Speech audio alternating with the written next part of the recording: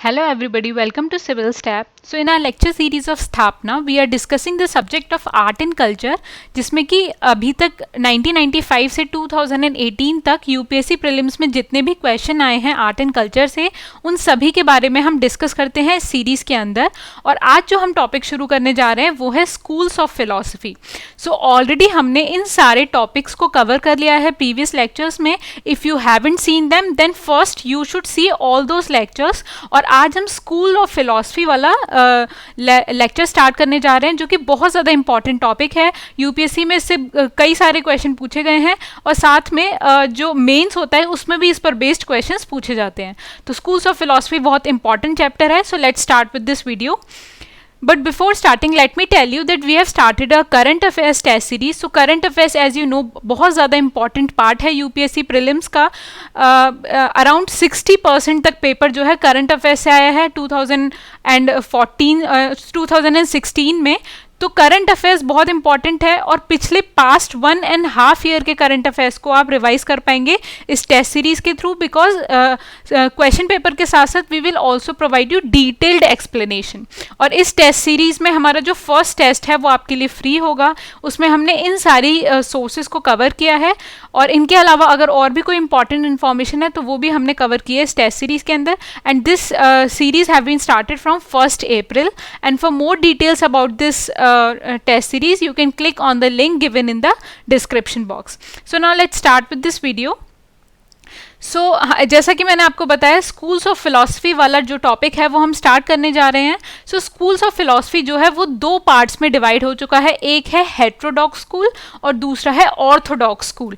Heterodox school क्या है? They do not believe in the originality of the Vedas and question the existence of the God.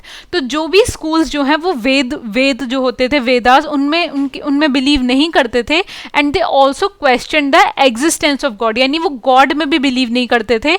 ऐसे जो है 5 major सब schools हैं वो हैं जैन, बुद्धिस्ट, आजीविका, अजनान एंड चार्वक। तो ये पांचों नाम जो हैं वो आपको ध्यान रखने हैं कि जो पांचों स्कूल्स हैं वो हेट्रोडॉक्स स्कूल्स हैं।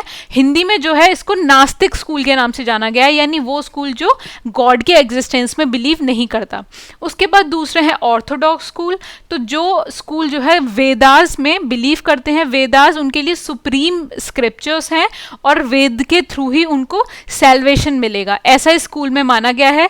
तो जो भी लोग इस थॉट को मानते हैं they belong to orthodox school. और इसमें जो है 6 सब स्कूल्स हैं जिनको शाद दर्शन बोला गया है। अब हम जानेंगे उन 6 सब स्कूल्स के बारे में। पहला जो सब स्कूल है वो है संख्या स्कूल, जिसकी फाउंडेशन जो है कपिल मुनि ने की थी और ये ओल्डेस्ट स्कूल है फिलॉसफी का। तो जो संख्या या फिर जिसे संख्या बोलते हैं इसका मतलब है काउंट। और इस स्कूल में ये आर्ग्यू किया जाता है कि जो सैल्वेशन है यानी जो मोक्ष है वो कैसे अचीव हो सकता है? Through the acquisition of knowledge. तो जब हम नॉलेज को एक्वायर करेंगे सिर्फ वही एक तरीका है मोक्ष को अचीव करने का, सैल्वेशन को अचीव करने का।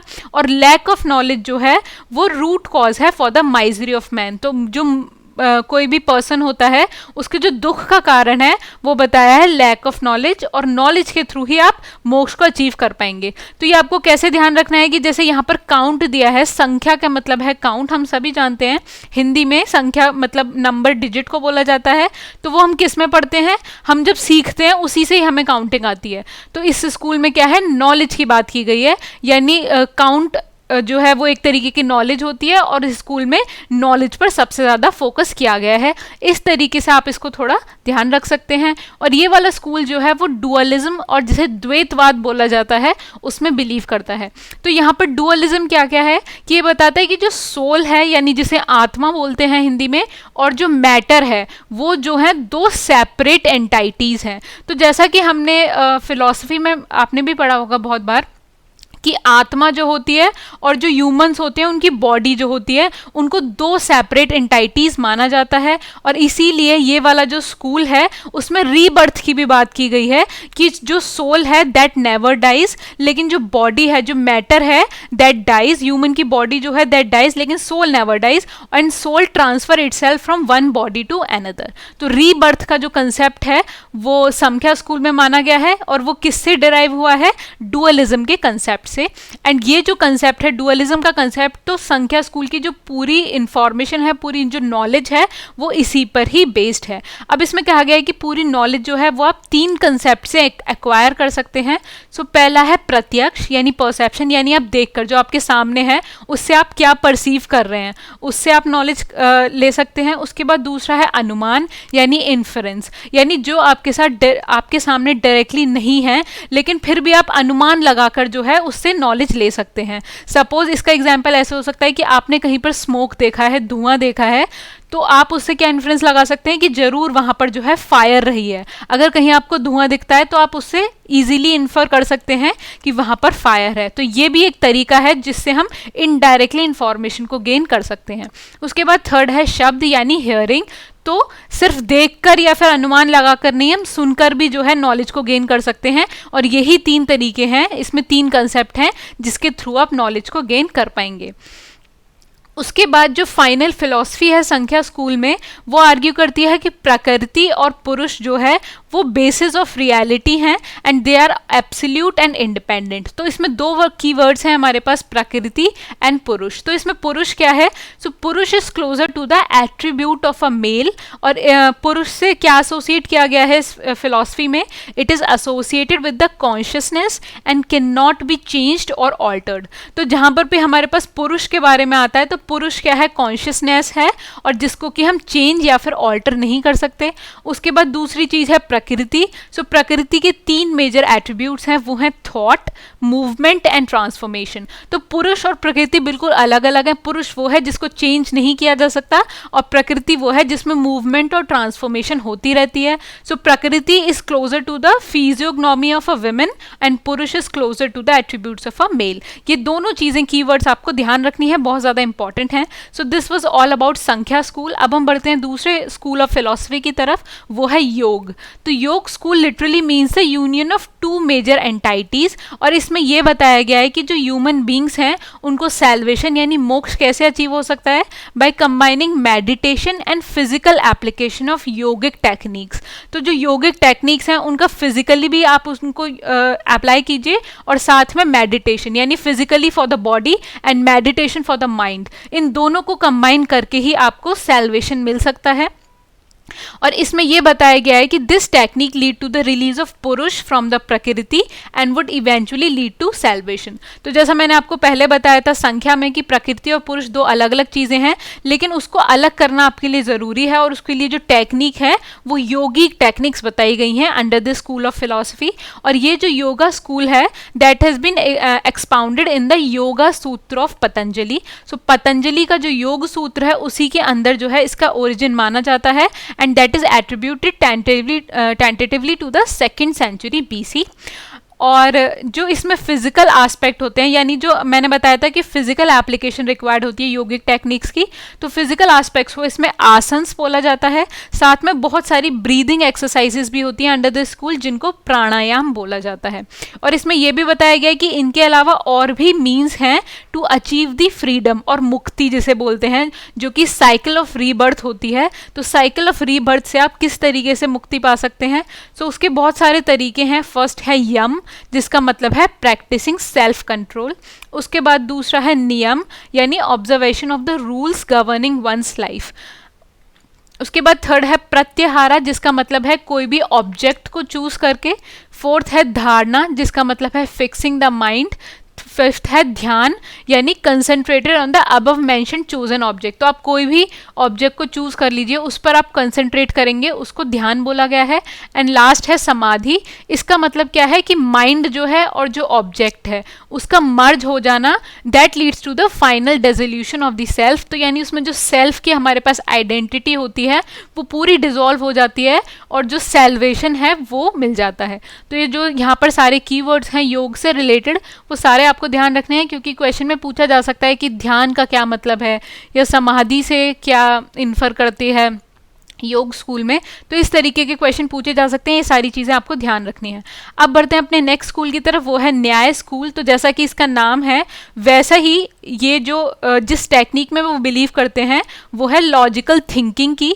तो ये क्या करते हैं कि हमें सेल्वेशन किस तरीके से अचीव हो सकता है, बाय थिंकिंग लॉजिकल। और इसमें ये भी आर्ग्यू किया गया है कि रियल नॉलेज जो है सिर्फ उसी से ही जो है सेल्वेशन मिल सकता है। और ये जो स्कूल ऑफ थॉट है, it was founded by Gautam, who is also identified as the author of the न्याय सूत्र। तो जो न्याय सूत्र के राइटर थे, ऑथर थे गौतम, उन्होंने ही न्याय स्कूल ऑफ फिलॉसफी जो है उसकी फाउंडेशन की है।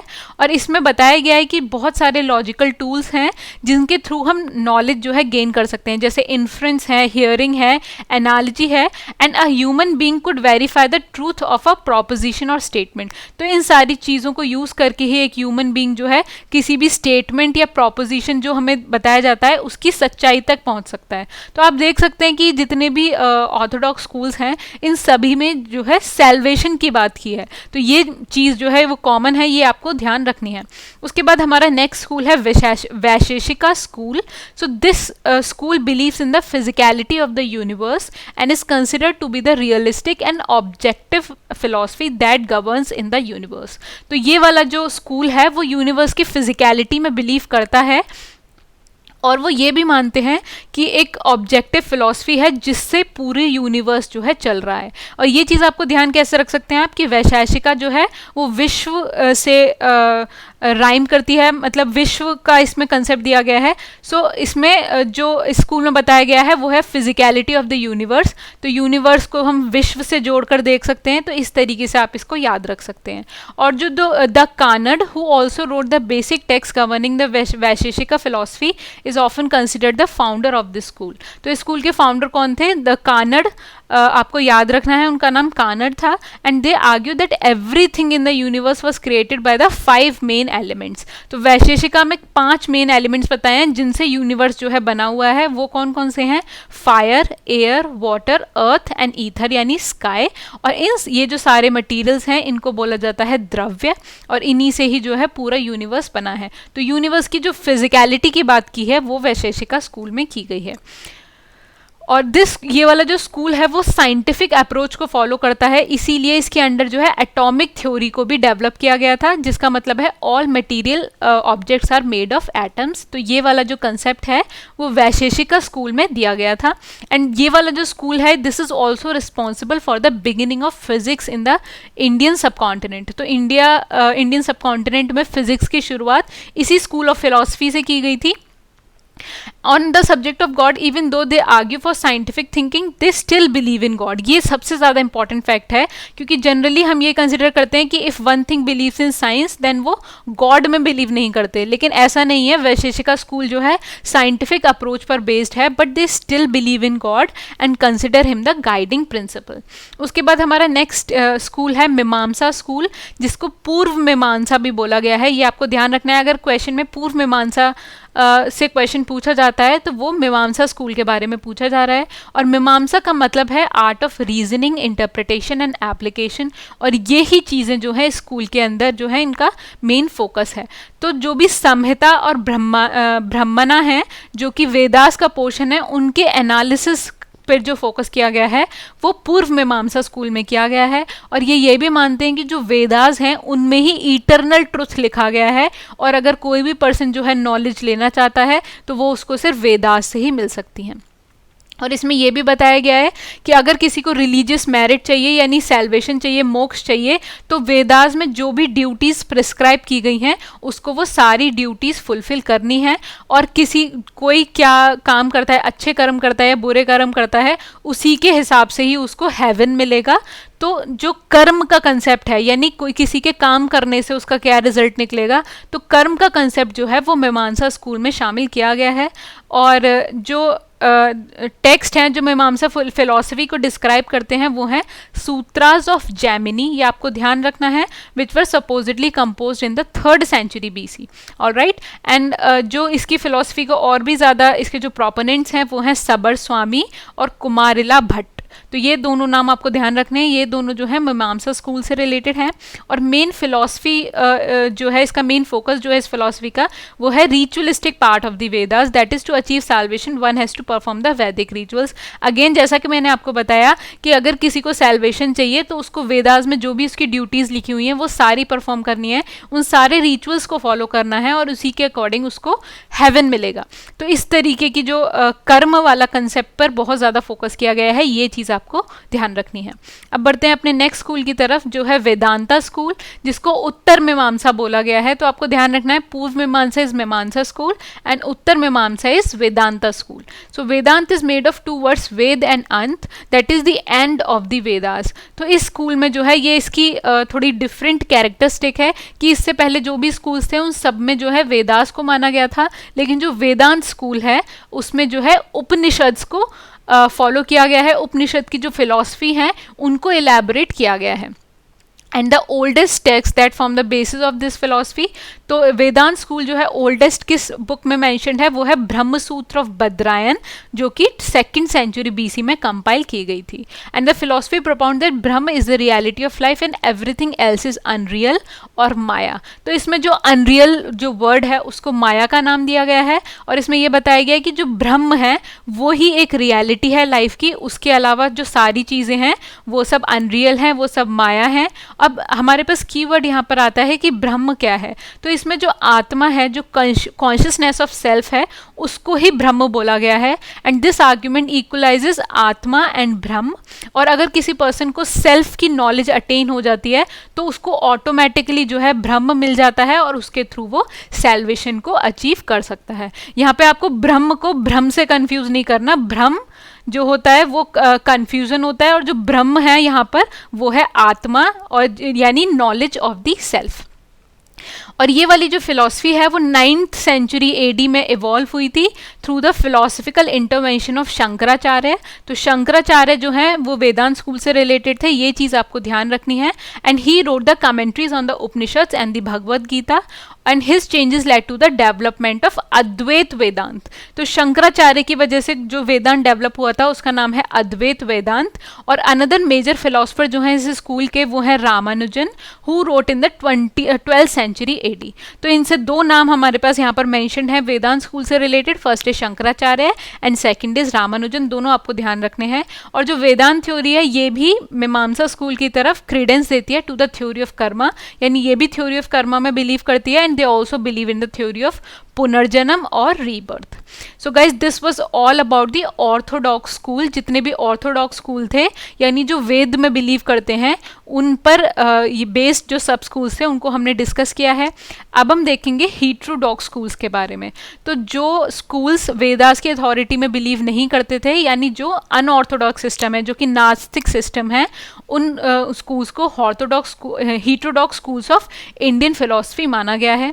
तो इसमें जो है 5 स्कूल्स हैं, जैसा कि मैंने आपको बताया था, Jain school, Buddhism school, Charvaka, Ajivika and अजनान। तो जैन और बुद्धिज्म पर जो है मैंने अलग से लेक्चर बनाए हैं, 2 लेक्चर्स, आप उनको वहाँ से कवर कर सकते हैं, मैं उनको दोबारा यहाँ पर डिस्कस नहीं करूँगी। उसके अलावा रिमेनिंग जो 3 स्कूल्स हैं उनको हम डिस्कस करेंगे।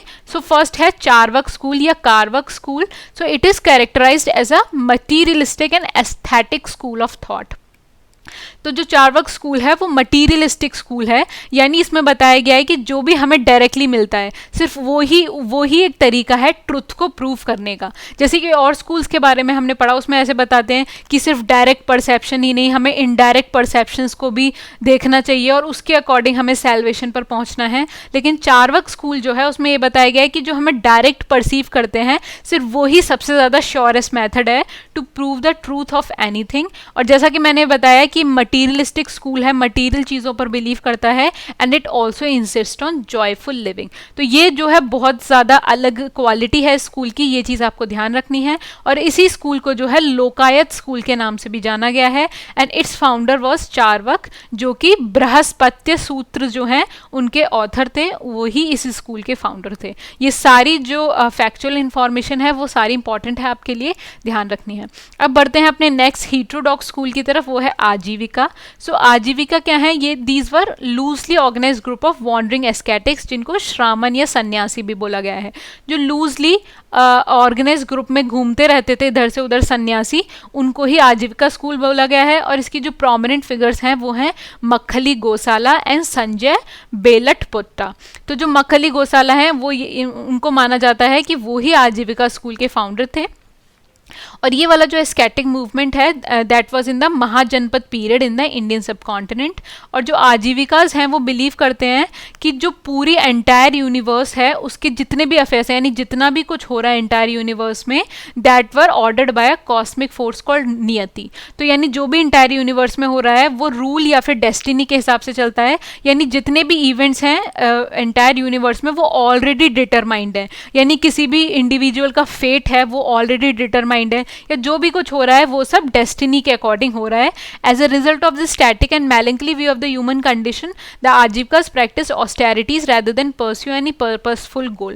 तो इनका जो नज़रिया था अबाउट द ह्यूमन लाइफ वो बहुत ही ज़्यादा melancholy था, melancholy बेस्ड था, इसलिए इनका इन्होंने कोई भी पर्पसफुल गोल को अचीव नहीं किया under this school of philosophy. तो ये चीज़ आपको ध्यान रखनी है कि जो आजीविका स्कूल थी वो नियति में बिलीव करती थी, यानी वो ये बिलीव करते थे कि हम ह्यूमंस जो हैं वो कुछ चेंज कर ही नहीं सकते, जो भी कुछ हो रहा है वो पहले से ही डिसाइडेड है, तो कोई कुछ भी करे उसमें चेंज हम नहीं ला सकते हैं किसी की भी डेस्टिनी या फिर नियति में। अब बढ़ते हैं अपने नेक्स्ट स्कूल की तरफ, वो है अजनन स्कूल।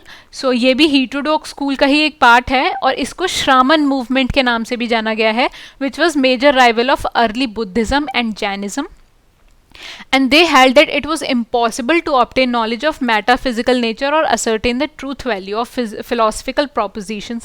तो जो अजनन स्कूल था इनका मानना है कि जो भी मेटाफिजिकल नेचर है, यानी जो भी वर्ल्ड है उसकी ट्रूथ क्या है, उसके बारे में सच्चाई क्या है, वो हम किसी भी तरीके से नहीं ऑब्टेन कर सकते। तो it was impossible to obtain knowledge of metaphysical nature. तो इसलिए उन्होंने बताया कि अगर हम ऑब्टेन कर भी लेते हैं तो भी it's useless for final salvation. तो इनका मानना है कि फाइनल सैल्वेशन जो है वो हम अचीव नहीं कर सकते by obtaining the knowledge of metaphysical nature. और इसलिए इनका जो स्पेशलाइजेशन थी वो दूसरे स्कूल की रेफिटेशन में थी, यानी दूसरे स्कूल्स को क्रिटिसाइज करते थे, इसलिए इनकी अपनी कोई भी पॉजिटिव डॉक्ट्रिन नहीं है जो इन्होंने प्रोपेगेट की थी। तो ये सारे पॉइंट्स आपको ध्यान रखने हैं। सो मैंने अभी आपके साथ डिस्कस किए 6 सब स्कूल्स ऑर्थोडॉक्स स्कूल के और 3 सब स्कूल्स हेटेरोडॉक्स स्कूल के। अब हम उनको एक साथ रिवाइज कर लेते हैं सो दैट आपके दिमाग में जो भी उनसे रिलेटेड मेन पॉइंट्स हैं वो सारे क्लियर हो जाएं, सो दैट आप इन पर बेस्ड क्वेश्चंस को इजीली सॉल्व कर पाएंगे। सो फर्स्ट है संख्या स्कूल। सो ये जो है नॉलेज के थ्रू सैल्वेशन में बिलीव करते हैं और इनके साथ साथ ये डुअलिज्म में भी बिलीव करते हैं, यानी सोल आत्मा और मैटर यानी बॉडी जो है वो एक दूसरे से सेपरेट है। उसके बाद हमारा योग स्कूल आता है जो कि मेडिटेशन और physical application of yogic techniques को मिला के सैल्वेशन की बात करते हैं। उसके बाद न्याय स्कूल है, अगेन नाम से ही क्लियर हो रहा है कि ये लॉजिकल थिंकिंग की टेक्निक से जो है सैल्वेशन को अचीव करने में बिलीव रखते हैं। उसके बाद नेक्स्ट है वैशेषिका स्कूल। सो ये जो है यूनिवर्स की फिजिकलिटी में बिलीव करते हैं और ये है कि एक रियलिस्टिक और ऑब्जेक्टिव फिलॉसफी है जो पूरे यूनिवर्स को जो है गवर्न करती है। उसके बाद मीमांसा यानी जिसे हम पूर्व मीमांसा भी बोलते हैं, ये जो है ये बिलीव करते हैं कि जो वेद हैं that contain the eternal truth, और अगर किसी को भी नॉलेज चाहिए तो they have to study the Vedas. उनमें ही जो है ट्रूथ नॉलेज जो है वो सिर्फ वेदास में ही है और ये साथ साथ कर्म में भी बिलीव करते हैं। उसके बाद नेक्स्ट है उत्तर मीमांसा यानी वेदांत स्कूल। तो इस फिलॉसफी के अकॉर्डिंग जो ब्रह्म है that is the reality of life और उसके अलावा जो भी कुछ है वो सब माया और अनरियल है, और आत्मा और कॉन्शियसनेस ऑफ सेल्फ जो है उसी को ही इन्होंने ब्रह्म बताया है। नेक्स्ट है चार्वाक स्कूल जो कि materialistic aesthetic school of thought है जो कि जॉयफुली लिविंग में बिलीव करते हैं। उसके बाद है नेक्स्ट आजीविका स्कूल। इन्होंने बताया कि पूरा यूनिवर्स जो है वो नियति के अकॉर्डिंग चलता है, यानी जो भी इवेंट्स हैं वो ऑलरेडी डिटरमाइंड हैं, हर इंडिविजुअल का फेट ऑलरेडी डिटरमाइंड है and everything works according to the destiny और नियति। उसके बाद लास्ट है अजनान स्कूल। सो इन ये मानते हैं कि मेटाफिजिकल नेचर जो है उसकी नॉलेज गेन करना इम्पॉसिबल है, और अगर गेन कर भी लिया तो भी सैल्वेशन पर उससे कोई फ़र्क नहीं पड़ेगा। इसलिए इनकी अपनी कोई पॉजिटिव फिलॉसफी नहीं थी। इन्होंने जो और स्कूल्स हैं जो सैल्वेशन अचीव करने की बात करते हैं उन सभी को क्रिटिसाइज़ किया है। सो आई होप आपको इन सारे स्कूल्स के बीच में डिफरेंस समझ आ गया होगा, तभी आप क्वेश्चंस को सॉल्व कर पाएंगे। So now let's see the questions जो कि इन सारी फिलॉसफी पर बेस्ड आए हैं प्रीवियस ईयर्स में। So this question came in the prelims of 2013, and the question is, with reference to the history of philosophical thought in India, consider the following statements regarding संख्या school. So हमसे संख्या school के बारे में पूछा गया है। तो जैसे ही आप किसी स्कूल के बारे में पढ़ें तो सबसे पहले आपके दिमाग में स्ट्राइक होना चाहिए कि संख्या स्कूल मतलब ऑर्थोडॉक्स स्कूल, यानी जो स्कूल जो है वेदास में बिलीव करते थे और उसके साथ साथ डुअलिज्म में बिलीव करते थे। ये सभी अभी हमने प्रीवियस स्लाइड में ही पढ़ा है, तो ये सब चीज़ें आपके दिमाग में आनी चाहिए।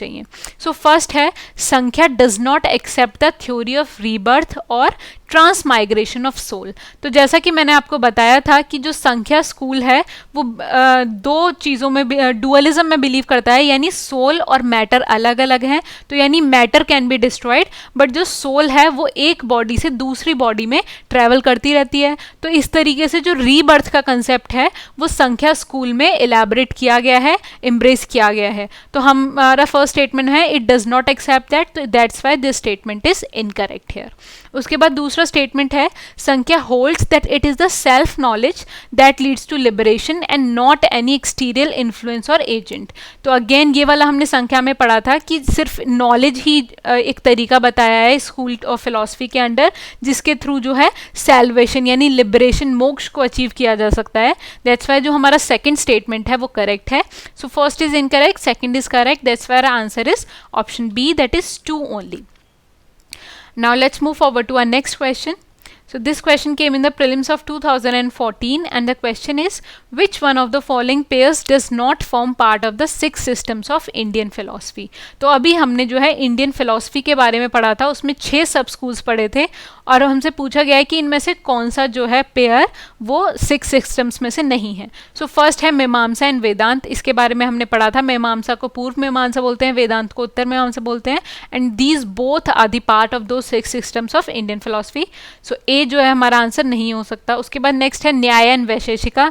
इनके बारे में भी हमने पढ़ा था, संख्या एंड योगा इनके बारे में हमने पढ़ा है। उसके बाद नेक्स्ट है लोकायत and Kapalika.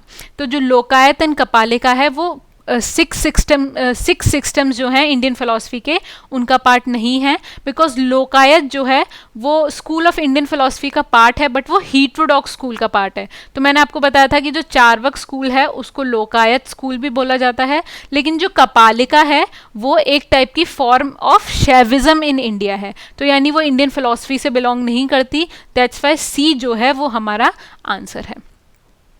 Now let's move forward to our next question. This question came in the prelims of 1995, and the question is, according to मीमांसा system of philosophy, liberation is possible by means of। तो अभी हमने मीमांसा के बारे में पढ़ा था और इसमें पूछा गया है लिबरेशन यानी सैल्वेशन जो है वो इस स्कूल के अंडर किस तरीके से मिलता है। सो फर्स्ट हमारे पास ऑप्शंस हैं जनन, दूसरा है भक्ति, थर्ड है योगा एंड फोर्थ है कर्मा। तो जैसा मैंने आपको बताया था कि मीमांसा स्कूल जो है वो उनका पूरा फोकस जो है वो वेदास के रिचुअल्स पे है, यानी कोई पर्सन जो है वेदास में मेंशन जो भी रिचुअल्स हैं उनको फॉलो करेगा, उसी के अकॉर्डिंग जो है उसको सैल्वेशन मिलना चाहिए या नहीं वो उसके अकॉर्डिंग डिसाइड होगा। तो जो मीमांसा सिस्टम है वो पर्सन के कर्म पे बहुत ज़्यादा डिपेंड करता है और उसी के थ्रू उसको सैल्वेशन मिलने की बात की गई है। That's why our answer is option D, that is karma. So that's it for today's guys. यहाँ पे इतने ही क्वेश्चन पूछे गए हैं स्कूल्स ऑफ फिलॉसफी से, लेकिन ये वाला टॉपिक बहुत इंपॉर्टेंट है, तो ये फ्यूचर जो एग्जाम्स होंगे उनमें इससे क्वेश्चन पूछे जा सकते हैं। तो इसलिए आपको जो भी मैंने आपके साथ डिस्कशन किया सारे स्कूल्स का वो सब आपको ध्यान होने चाहिए। Keep revising them, and I hope हमारी वीडियो से आपको प्रिपरेशन में हेल्प मिल रही है। And for more such videos you can subscribe to our Telegram channel, और अगर आपको कोई क्वेरी है तो you can mail us at hello@civilstep.com। और इसके बाद नेक्स्ट जो लेक्चर है वो मिसलेनियस लेक्चर होगा जिसमें कि वो सारे टॉपिक्स को हम डिस्कस करेंगे जो हमने ऑलरेडी लेक्चर्स में नहीं कवर किए हैं। So I hope art and culture के जो भी लेक्चर्स हैं उससे आपकी प्रिपरेशन बहुत अच्छी चल रही होगी, और नेक्स्ट जो हमारा टॉपिक है वो हम नेक्स्ट लेक्चर में डिस्कस करेंगे. Till then, good luck for your studies. Bye bye.